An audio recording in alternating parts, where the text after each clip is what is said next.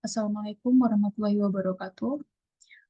Oke, terima kasih semuanya meluangkan waktunya ya untuk mendengarkan terkait dengan materi kita yang sudah saya rangkum di channel YouTube yang kemudian bisa kalian buka dan bisa kalian pelajari dimanapun kalian berada.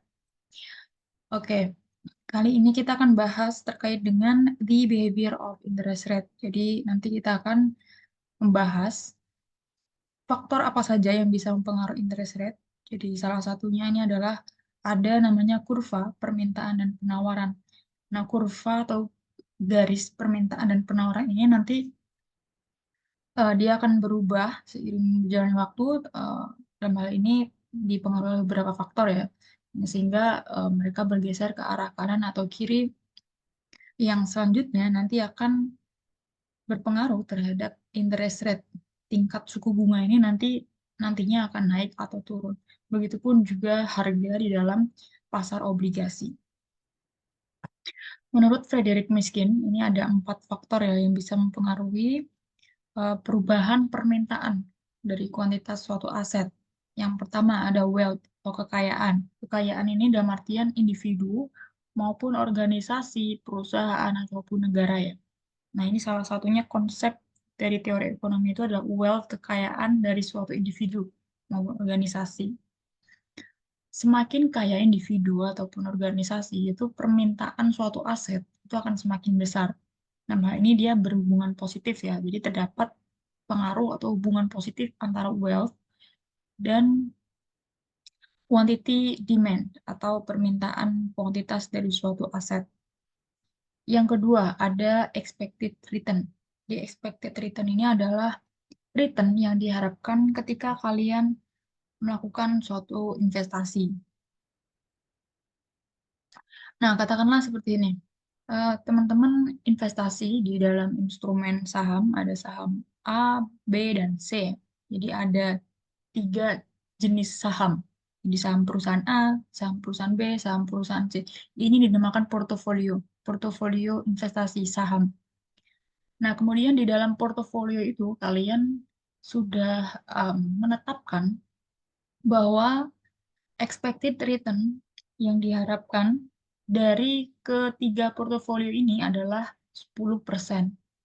Nah, ternyata selang waktu 1 tahun misalkan, ternyata expected return-nya ini sudah 10%. Nah, berarti kalian karena sudah mengekspektasikan bahwa apa keuntungan yang diambil dari portofolio itu adalah 10%, maka kalian bisa menjual instrumen tersebut.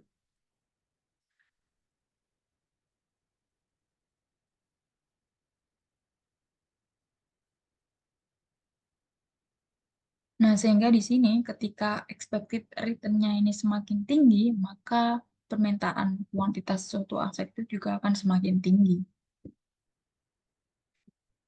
Yang ketiga ada risk relative to other assets. Ini adalah risiko ya, jadi hubungannya negatif. Jadi semakin besar risiko permintaan dalam suatu aset akan semakin menurun. Dalam artian seperti ini, berdasarkan pada investor rasional ya. Ketika kita dihadapkan pada dua saham perusahaan, mereka memiliki tingkat return yang sama, misalkan saham A dan saham B. Masing-masing memiliki return sebesar 10%. Sedangkan resikonya, saham A ini resikonya 15%, kemudian saham B resikonya adalah 20%. Nah, di sini kita sebagai investor pasti akan memilih yang saham A. Karena dengan tingkat ekspektasi return yang sama, kita bisa mendapatkan risiko yang lebih kecil. Nah, ini konsep basic teori dari risiko dan permintaan suatu aset. Dan yang terakhir adalah liquidity.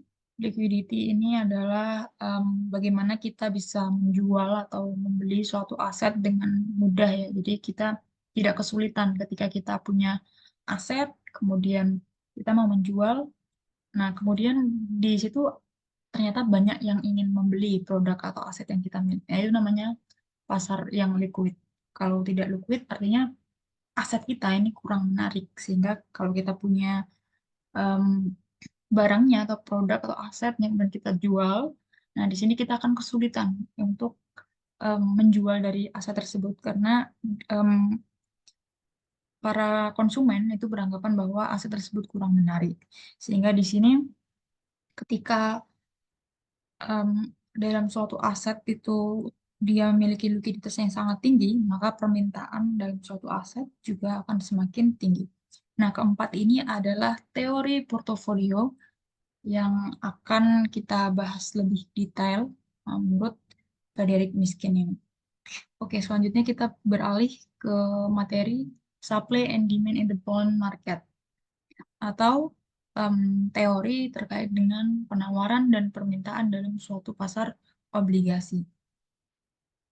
Kalau kita kemarin telah menghitung ya, menghitung terkait dengan bagaimana perhitungan interest rate. Nah, itu kalau kita gambarkan, kita visualisasikan, nanti akan terbentuk seperti ini.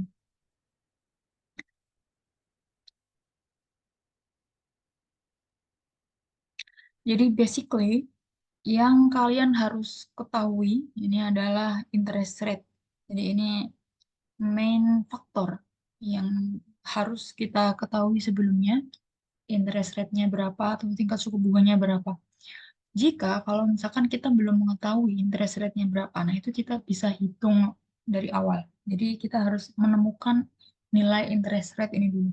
Nah, kalau di gambar ini kita sudah diketahui ya interest rate-nya ini ada 0%, 0,53%, 11,1% sampai dengan 33%.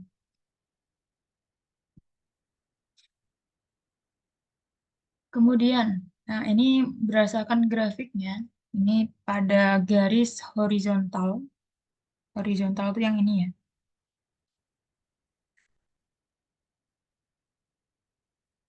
Ini adalah quantity of bonds. Jadi em, jumlah dari bonds atau obligasi dalam bentuk miliar. Jadi semakin geser ke kanan, artinya kuantitinya, kuantitasnya ini semakin besar. Ada 100 miliar, 200 miliar, sampai 500 miliar.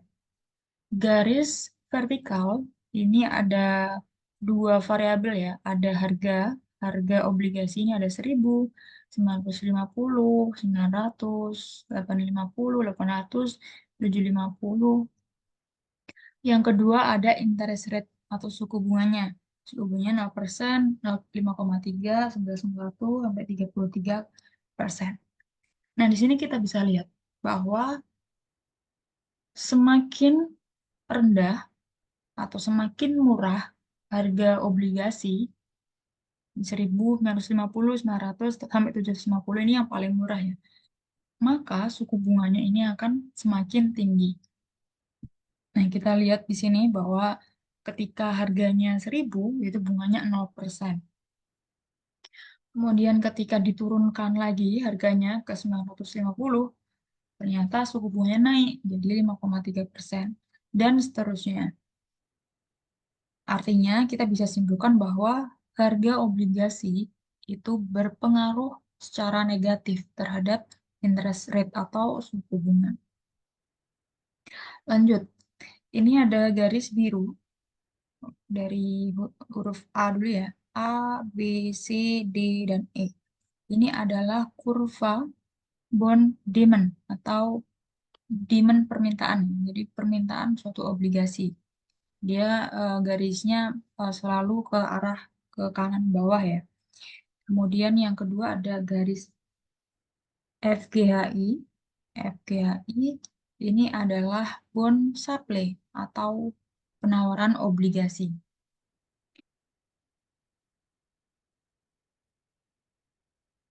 Dalam teori permintaan, semakin mahal suatu barang atau aset, atau dalam hal ini adalah harga obligasi ya, semakin mahal obligasi, maka di sini permintaannya, permintaan kuantitasnya ini akan semakin rendah. Nah, kita bisa lihat pada titik A, di mana dengan harga 950, ini permintaannya sebanyak 100 miliar.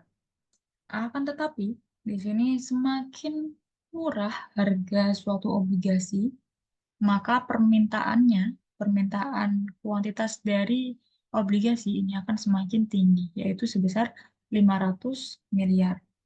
Nah, ini kita bisa tarik dari samping ke bawah ya. Nah, itu dia termasuk ke dalam kurva permintaan. Kemudian selanjutnya ada kurva penawaran. Dalam ilmu ekonomi, garis penawaran ini hubungannya ketika harga suatu obligasi ini semakin tinggi, maka kuantitas barang yang ditawarkan ini juga akan semakin tinggi. Kita bisa lihat di titik I yang menunjukkan bahwa ketika harga yang ditawarkan dari suatu obligasi ini sebesar 950, maka kuantitas yang ditawarkan itu juga akan semakin tinggi, yaitu 500 miliar. Kita lihat pada titik H misalkan. Harganya diturunkan, yang sebelumnya 950, kemudian diturunkan jadi 900. Nah, ternyata kuantitas yang ditawarkan ini juga akan semakin rendah, yaitu di dengan jumlah 400 miliar sampai dengan F. Jadi ini semakin murah, maka kuantitasnya ini akan semakin sedikit. Dari kedua garis kurva permintaan dan penawaran, kita temukan titik equilibrium yang ditujukan pada huruf C, di mana titik equilibrium ini adalah titik keseimbangan. Jadi yang ditawarkan dengan yang diminta itu adalah balance, sama. Jadi misalkan yang diminta nih oleh konsumen itu di dalam contoh ini kurva di bawah ini, ternyata interest rate yang ideal itu adalah sebesar 17,6% dengan harga obligasi 850. Kemudian kuantitas idealnya itu adalah sebesar 300 miliar. Sehingga dalam hal ini pihak issuer, baik korporasi maupun pemerintah, government, ketika mereka em, menerbitkan surat utang obligasi, kemudian interest rate-nya ini ternyata diturunkan menjadi 11,1 misalkan. Padahal idealnya harusnya kan 17,6%. Dia turunkan menjadi 11,1%. Menurut teori permintaan, kita ketahui bahwa di harga 900 yang diminta itu adalah 200 miliar.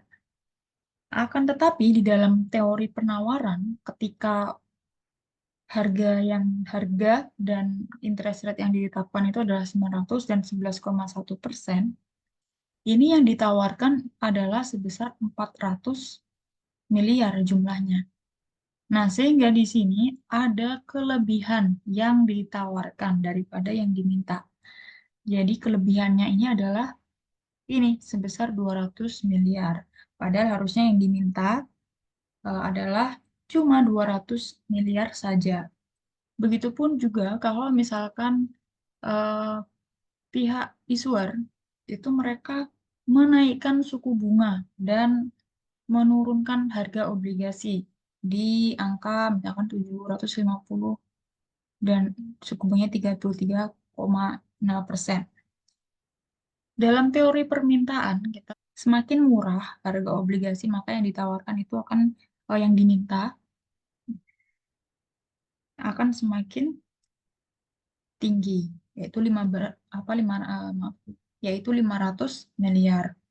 Akan tetapi di dalam konsep penawaran ini ketika semakin murah harga yang ditetapkan, maka jumlah kuantitas dari suatu barang itu akan semakin kecil, yaitu 100 miliar saja. Nah, sehingga di sini ada kekurangan penawaran aset. Padahal yang diminta itu 500 miliar. Tapi ternyata aset yang tersedia itu cuma 100 miliar. Nah, di sini ada kelebihan permintaan. Nah, sehingga pihak issuer, baik pemerintah maupun korporasi tadi, sebelum menentukan atau mengeluarkan surat utang, perlu analisis dulu. Kira-kira dengan mempertimbangkan posisi penawaran dan permintaan, titik equilibriumnya itu di mana? Titik equilibriumnya itu pada titik harga dan tingkat suku bunga berapa, sehingga mereka bisa menjual dengan aset tersebut dengan ideal. Jadi yang diminta dan yang ditawarkan itu sama. Jadi tidak kelebihan maupun tidak kekurangan penawaran. Selanjutnya, kita membahas change of demand for bonds. Change atau shift, pergantian atau perubahan kurva permintaan dari suatu obligasi. Tadi sudah disebutkan oleh Frederick Miskin bahwa ada 4 faktor yang bisa mengubah atau menjadi faktor yang dapat menentukan demand for bonds. Ada wealth, expected return, risk, and liquidity. Namun di sini di dalam tabel, summary tabel 2, ini Frederick menuliskan expected interest rate dan expected inflation, bukan expected return. Nah, sehingga expected interest rate ini juga sangat perlu diperhatikan untuk melihat pergerakan atau perubahan dari kurva demand atau permintaan dari bonds atau obligasi. Begitupun juga expected inflation. Kita lihat tadi bahwa wealth arahnya dia adalah positif, artinya ada hubungan positif antara wealth dan permintaan kuantitas dari suatu obligasi. Nah, sehingga di sini kita lihat grafiknya atau kurvanya itu dia akan bergeser ke kanan. Karena tadi semakin kaya seseorang atau organisasi atau perusahaan, maka permintaannya itu akan naik. Kurvanya itu dia akan bergeser ke kanan dari yang sebelumnya bond demand 1, yang sebelumnya itu cuma 200 miliar misalkan, karena ada kekayaan yang meningkat. Nah, di sini sehingga permintaan asetnya itu akan semakin besar, yaitu katakanlah yang sebelumnya 200 miliar jadi 500 miliar. Nah, itu berarti kurvanya akan geser ke kanan. Kalau kita lihat detailnya seperti ini. Nah, gini ya. Jadi yang sebelumnya misalkan ini cuma 200 permintaannya sebelum adanya kenaikan kekayaan.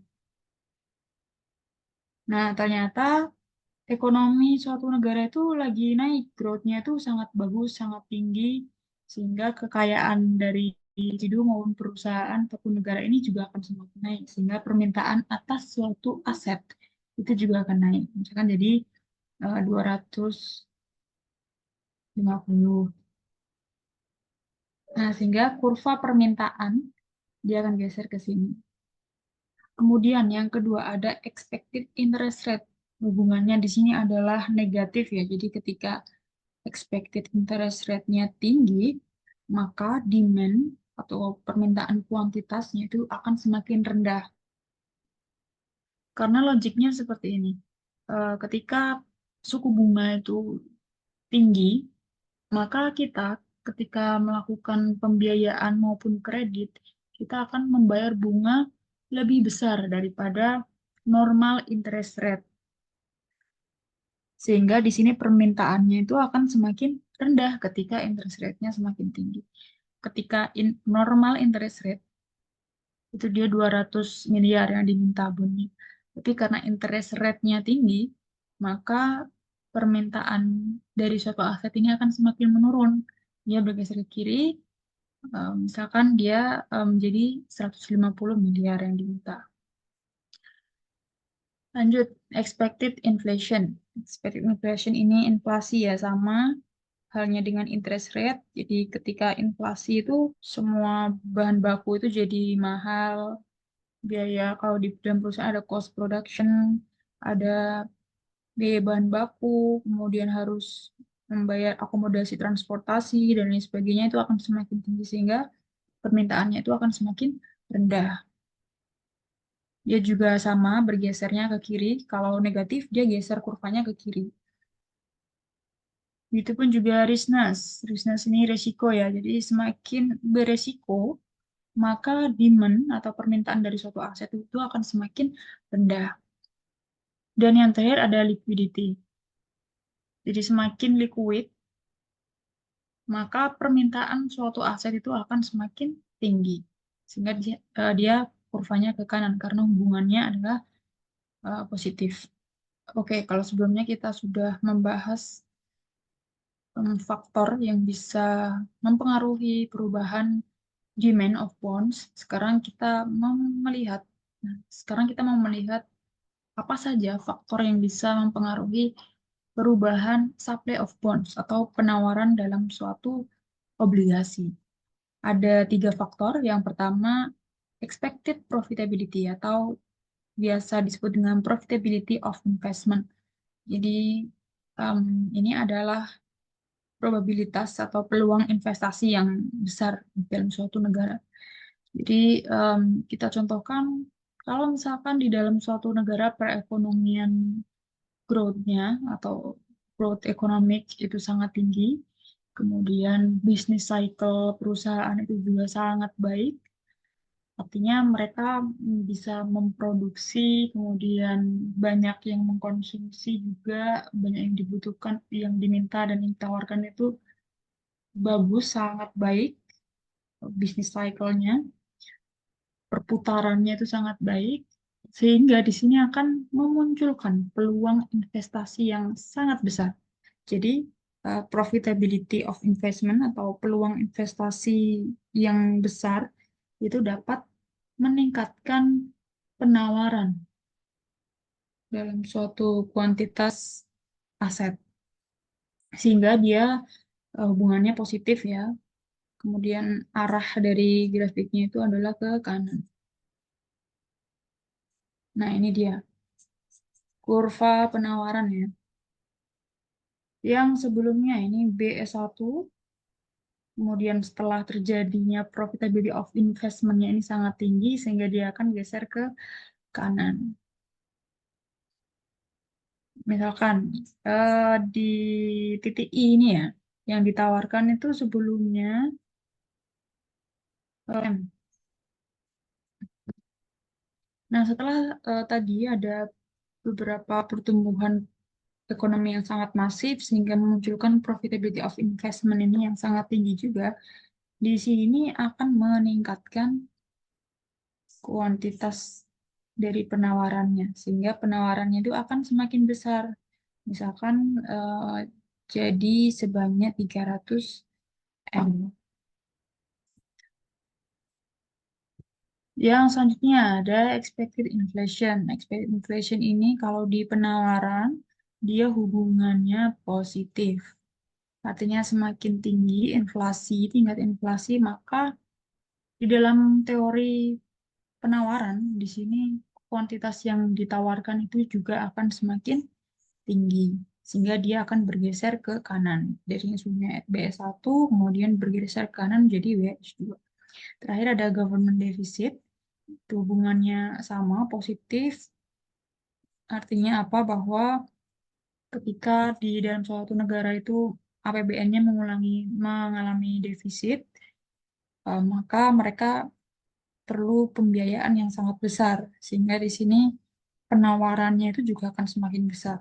Ketika government defisit, tingkat defisit devisa perusahaan itu semakin tinggi, maka tingkat penawaran aset itu juga akan semakin besar.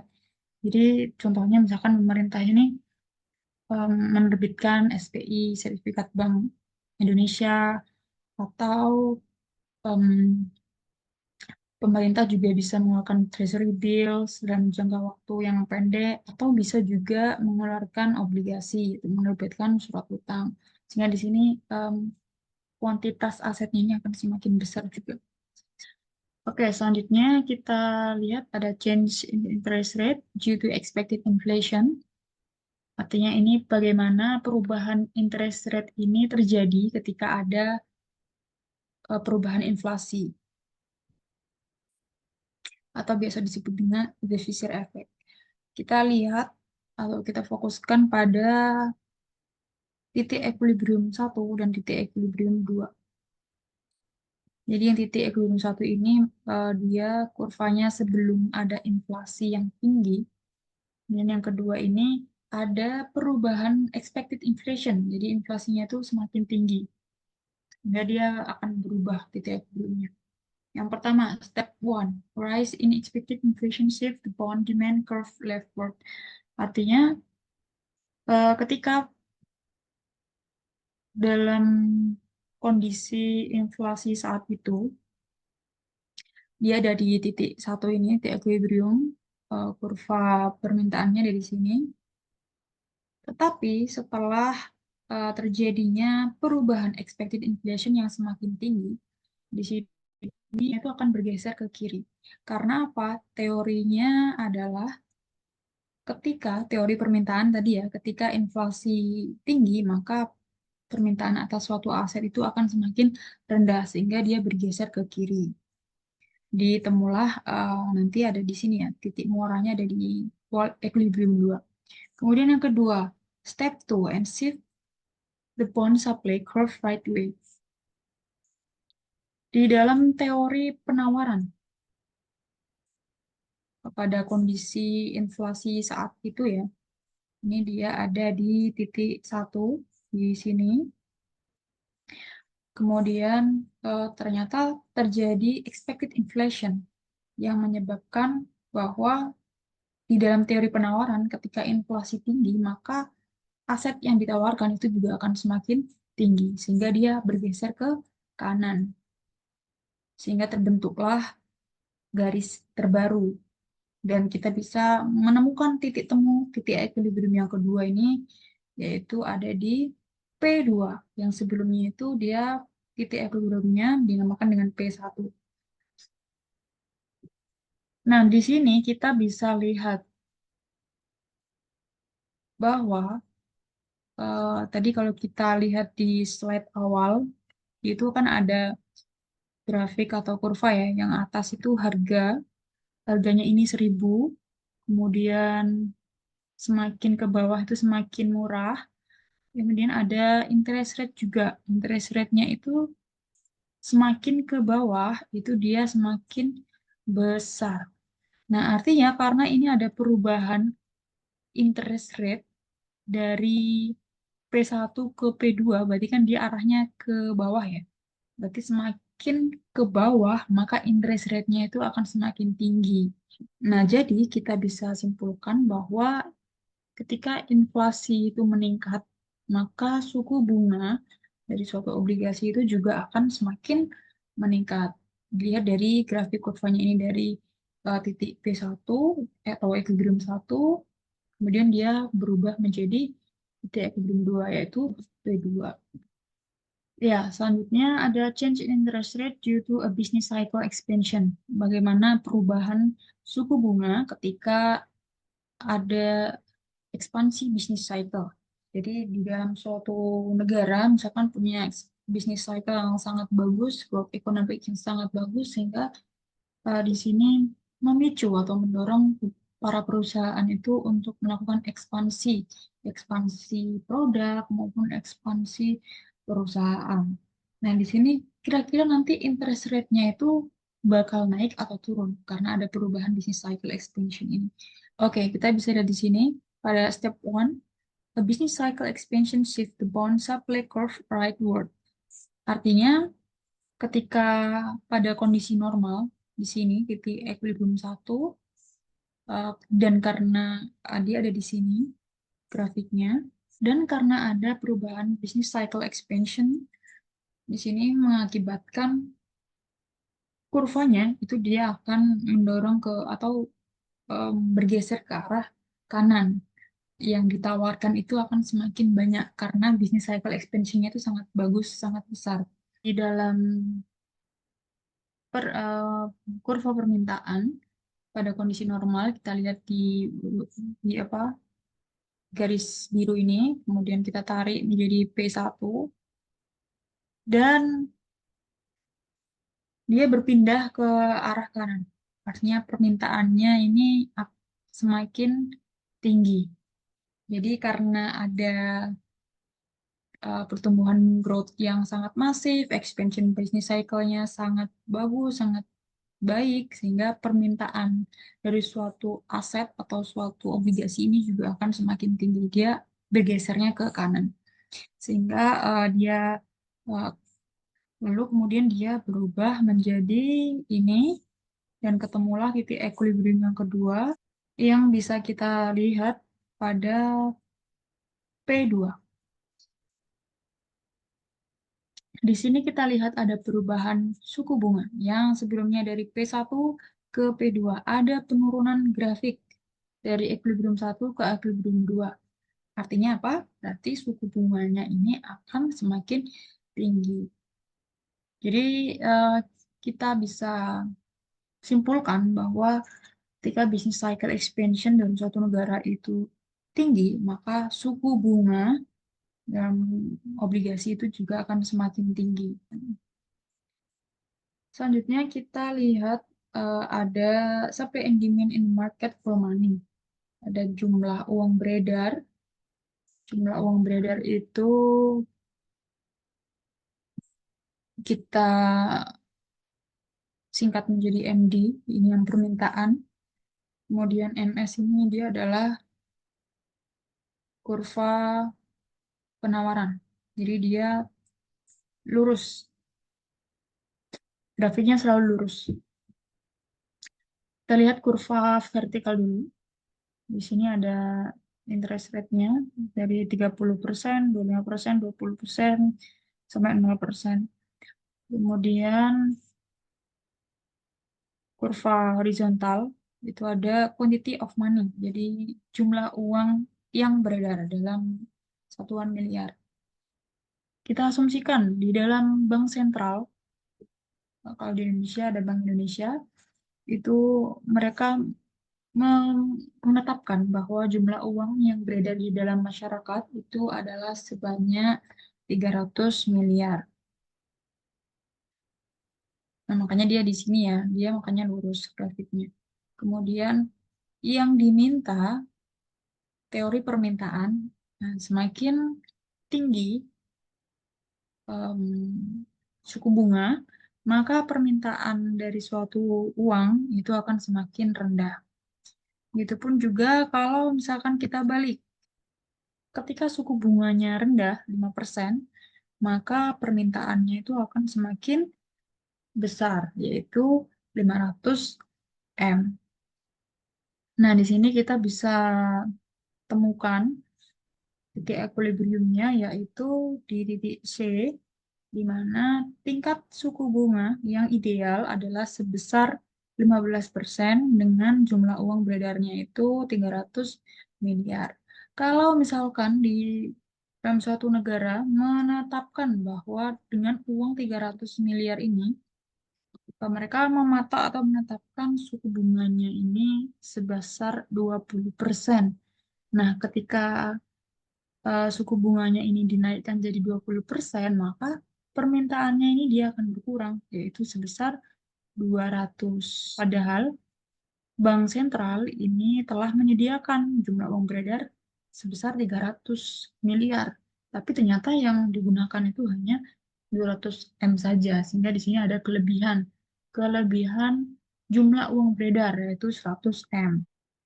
Nah, ketika jumlah uang beredar ini sangat besar atau ada jumlah uang beredar yang memang menganggur, tidak diputar, itu tidak apa diputar dengan baik. Nah, di sini akan mengakibatkan inflasi. Kalau memang jumlah uang beredarnya ini semakin tambah terus dan dalam jangka waktu yang panjang, ini bisa mengakibatkan inflasi, sehingga pemerintah di sini bisa menurunkan bunganya yaitu menjadi 15%. Nah, ini dia perubahan dari equilibrium interest rate ketika ada perubahan income, pendapatan, price level, level harga, dan money supply atau penawaran uang. Yang pertama, ketika income atau pendapatan individu maupun perusahaan maupun negara naik, maka permintaan dari money itu juga akan semakin naik. Sehingga di sini mengakibatkan perubahan interest rate-nya itu akan semakin tinggi. Price level, ini level harga ya. Semakin tinggi harga dari suatu barang ataupun aset, maka permintaan uang itu akan semakin tinggi. Sehingga di sini akan mengakibatkan change of interest-nya semakin tinggi.